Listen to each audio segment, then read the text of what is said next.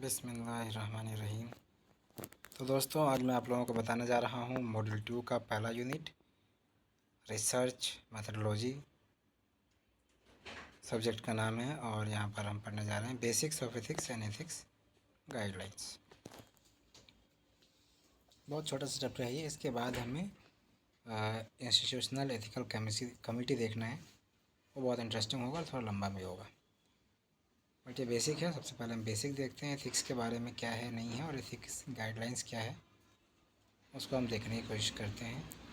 और जो भी हमने पढ़ा था बायोस्टैट्स में, आप देखो तो जब हम लोगों ने ऑब्जेक्टिव सॉल्व किया तो मैक्सिमम ऑब्जेक्टिव जो है उसी से आपको मिल जाएंगे।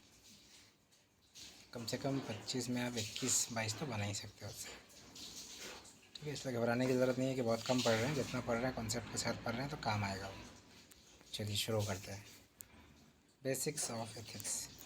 ठीक है, 2 पार्ट पढ़ना है, basics of ethics and ethics guidelines. तो सबसे पहले देखते हैं बेसिक्स ऑफ एथिक्स। क्या है ethics? Ethics refer to the principles that govern behaviour. ठीक है, एथिक्स बोले तो वो प्रिंसिपल्स हैं जो क्या करते हैं, बिहेवियर को गवर्न करते हैं, distinguishing between right and wrong. ठीक है, कि कौन सा बिहेवियर सही है, कौन सा बिहेवियर गलत है, उसको डिस्टिंग्विश करने वाले प्रिंसिपल्स जो हैं वही क्या है, एथिक्स है। ठीक, ये डेफिनेशन आपको याद रखनी है। Ethics refer to principles that govern behaviour.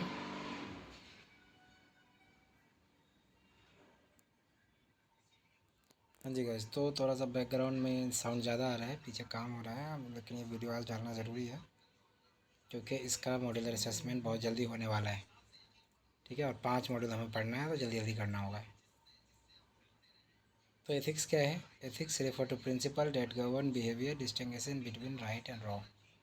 तो ये हमारा एथिक्स है। ठीक है, इसका डेफिनेशन में याद रखना, एक और लाइन याद रख लें तो अच्छा है।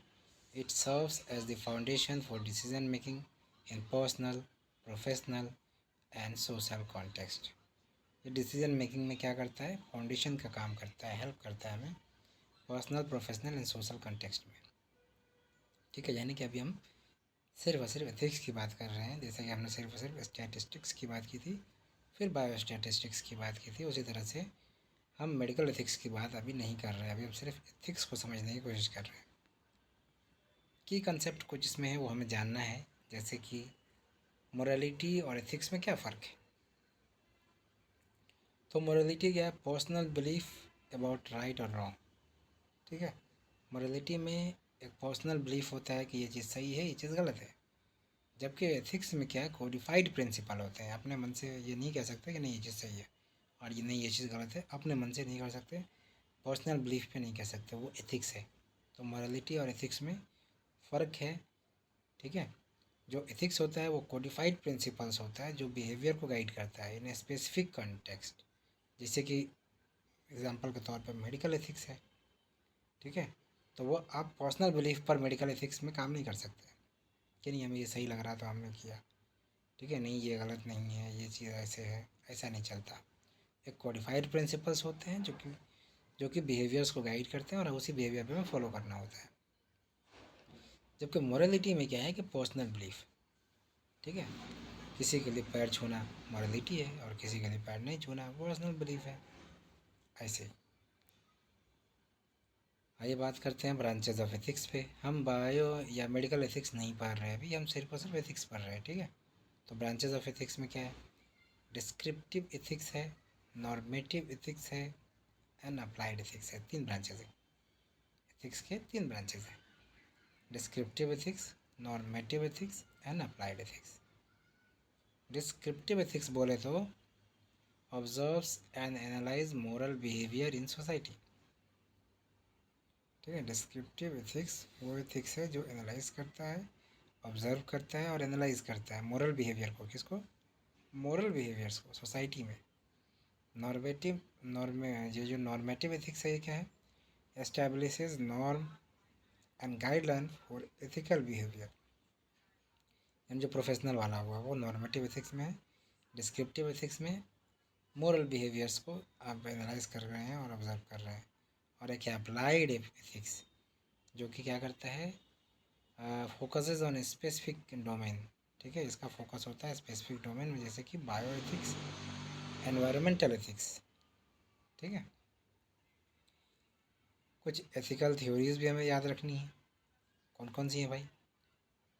3 एथिकल थ्योरीज हमें याद रखनी है: deontology, utilitarianism and virtue ethics. पहला है deontology, emphasize on duty and rules, है ना। रूल्स क्या है और ड्यूटी क्या है, ये इस पर एम्फेसाइज करता है। ठीक है, इसको बोलते हैं डिओन्टोलॉजी। एक वर्ड में याद रखना है, emphasise on duty and rules, duty rules. उसके बाद है यूटिलिटेरियनिज्म, यानी मैक्सिमाइजिंग ओवरऑल हैप्पीनेस और यूटिलिटी, यानी यूटिलिटी को ज़्यादा से ज़्यादा बढ़ाना है, हैप्पीनेस को ज़्यादा से ज़्यादा बढ़ाना है। ठीक है, वो वाला एथिक्स। और उसके बाद है वर्चू एथिक्स, जो कि किस चीज़ को डिपेंड करता है, किस चीज़ को फोकस करता है, कैरेक्टर एंड मोरल वर्च्यूज़ को। ठीक है, तो ये एथिकल थ्योरीज हैं। उसके अलावा एथिकल गाइडलाइंस हमें देखनी है। ठीक है, अब आपके काम की चीज़ें यहाँ से अच्छे से आएंगी, जो आपने पढ़ा है वो आपके दिमाग में स्टक करेगा। Ethics guidelines provide a framework for making decisions that align with ethical principle in professional practice। तो जो एथिक्स गाइडलाइन है ना, वो एक फ्रेमवर्क प्रोवाइड करता है। ठीक है, for making decision that align with ethical principle, यानी कि एथिकल गाइडलाइंस आपको एक फ्रेम दे रहा है, आप डिसीजन लीजिए और वो अलाइंड हो एथिकल प्रिंसिपल्स पर। ठीक है, इन प्रोफेशनल प्रैक्टिस, बोले तो मेडिकल प्रैक्टिस हमारे लिए। ठीक है, आ गया फिर से वही कि एथिकल प्रिंसिपल्स 4 हैं। कौन कौन? Autonomy, beneficence, non maleficence, justice. ये 4 क्या है? मेन एथिकल प्रिंसिपल्स हैं। ठीक है, बार बार आ रहा है, सबको याद हो गया होगा। ऑटोनोमी बोले तो respecting an individuals right to make inform decision, यानी कि एक इंसान के हक को समझते हुए उसके साथ आप जो भी करने जा रहे हैं उसमें उसका इन्फॉर्म्ड डिसीज़न होना चाहिए। ठीक है, यानी कि कंसेंट इसी में आता है। बेनिफिशियंस, ठीक है, दूसरा एथिकल प्रिंसिपल ये है कि beneficence acting in the best interest of others. ठीक है, हम पेशेंट के मामले में देखें तो पेशेंट के लिए हम बेहतरीन डिसीजन लें जो उनके लिए बेस्ट हो। नॉन मालेफिशियंस, ठीक है, यानी अवॉइडिंग हार्म, नुकसान न पहुंचाए, ये भी एथिकल प्रिंसिपल में है। और चौथा एथिकल प्रिंसिपल क्या है? जस्टिस। ठीक है, हम मेडिकल के पॉइंट ऑफ व्यू से देख रहे हैं, इसीलिए हम मेडिकल वाला एग्जांपल दे रहे हैं, लेकिन ये सिर्फ और सिर्फ एथिक्स के प्रिंसिपल अभी बता रहा हूँ मैं आपको। ठीक है, ensuring fairness in the distribution of resources. ठीक है, ensuring fairness in the distribution of resources, यानी कि जो रिसोर्सेज हैं उसको हम इक्वली डिस्ट्रीब्यूट करें, जस्टिस के साथ डिस्ट्रीब्यूट करें, अपॉर्चुनिटीज़ भी हम इक्वली दें सारे पेशेंट को, एंड रिस्पॉन्सिबिलिटीज़ भी सबके लिए हम इक्वली रखें। तो ये क्या है? एथिकल प्रिंसिपल्स हैं ये, की ethical principles. Now code of ethics की बात करते हैं। ठीक है, कोड ऑफ एथिक्स की बात करते हैं, तो 4 कोड ऑफ एथिक्स हमें जानना है। ठीक है, number 1 integrity, number 2 confidentiality, number 3 accountability, number 4 professional competence. Integrity बोले तो up holding honesty and strong moral principles. ठीक है, क्या आपके अंदर ईमानदारी होना चाहिए और स्ट्रॉन्ग मॉरल प्रिंसिपल्स होना चाहिए इंटीग्रिटी में। कॉन्फिडेंशियलिटी बोले तो protecting personal and sensitive information, जैसा कि आज हम लोगों ने प्रैक्टिकल किया है ना, कि पर्सनल एंड सेंसिटिव इंफॉर्मेशन को प्रोटेक्ट करना है। ठीक है, डिस्क्लोज नहीं करना है। And then accountability, taking responsibilities for action and decision, यानी कि आप जो चीज़ भी इंटरवेंशन कर रहे हो, जो दवाई दे रहे हो, जो डिसीज़न आप ले रहे हो, सब का आप उस पर क्या कर रहे हो, जो भी आप एक्शन ले रहे हो सब आपके, उसके लिए आप सब अकाउंटेबल हो। देन प्रोफेशनल कॉम्पिटेंस, इसमें क्या है, maintaining and improving knowledge and skills. ठीक है, आप अपने आप को प्रोफेशनली उस लायक बना रहे हो, ठीक है, ताकि आप नॉलेज और स्किल्स को बढ़ा रहे हो, मेंटेन कर रहे हो और बढ़ा रहे हो, इम्प्रूव कर रहे हो, ताकि आप क्या कर सको, बेस्ट से बेस्ट उस प्रोफेशन में आप कॉम्पिटेंस हो सको। It is professional competence. तो 4 चीज़ आपको याद रखना। कोड ऑफ एथिक्स 4 हैं और एथिकल प्रिंसिपल्स भी 4 हैं। Ethical principle is autonomy, beneficence, non maleficence, justice. Code of ethics is integrity, confidentiality, accountability and professional competence. अब बात करते हैं कि relevance to health care and research. जो एथिक्स है उसका हेल्थ, अब अभी हम सिर्फ एथिक्स पढ़ रहे थे, ठीक है, अभी तक हम मेडिकल एथिक्स की बात नहीं कर रहे थे, अभी हम सिर्फ और सिर्फ एथिक्स की बात कर रहे थे। अब हम आ रहे हैं कि relevance to health care and research की जब बात करेंगे तो डेट इज़ मेडिकल एथिक्स हो जाएगा वो, ठीक है। Protecting patient rights, ensuring inform consent,